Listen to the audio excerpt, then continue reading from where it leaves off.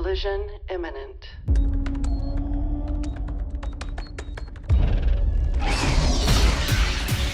Impact in 4, 3,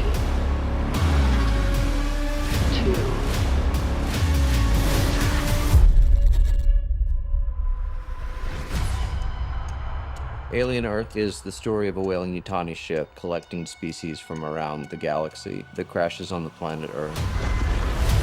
But it crashes on the property of a different corporation, the Prodigy Corporation, which is run by a billionaire named Boy Cavalier, who is trying to create the first transhuman hybrid. You're going to be the first person to transition from a human body to a synthetic. What makes them geniuses is the fact that they're children. This ship finds something on a faraway moon. Monsters. Noah set this one on Earth, so the stakes are high. If the Xenomorph gets free, it's a much bigger problem. All of the creatures, they're this mix of sci-fi and horror. When aliens come to our planet, we realize they're really the thing of nightmares, which we're gonna give people. This is really good, suspenseful horror storytelling. It's going to be a thrill ride. Noah's basically gone, how far can I push this?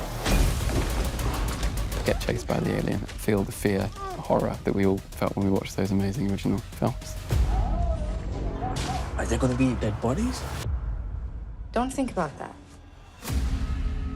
The hero is a character named Wendy, a 12-year-old girl who finds herself in a synthetic adult body. She's been separated from her family as part of this secret project that the Prodigy Corporation has done. There you are.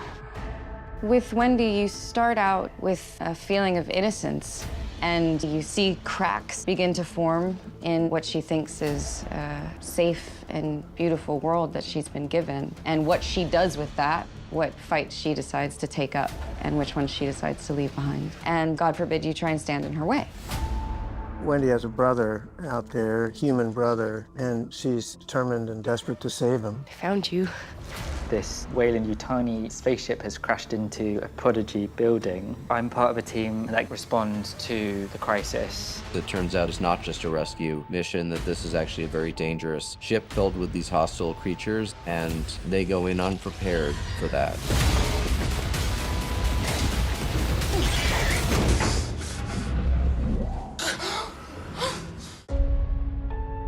What I find interesting, particularly about a show that's called Alien, if this thing over here is an alien, what does it mean to be human?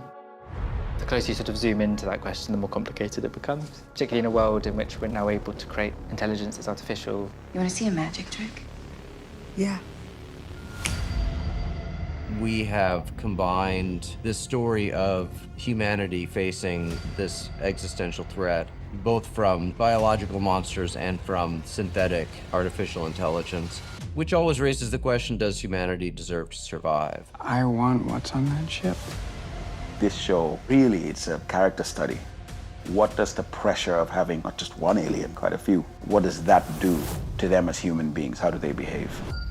Brother, come on. Can't leave us like this. I'm not your brother.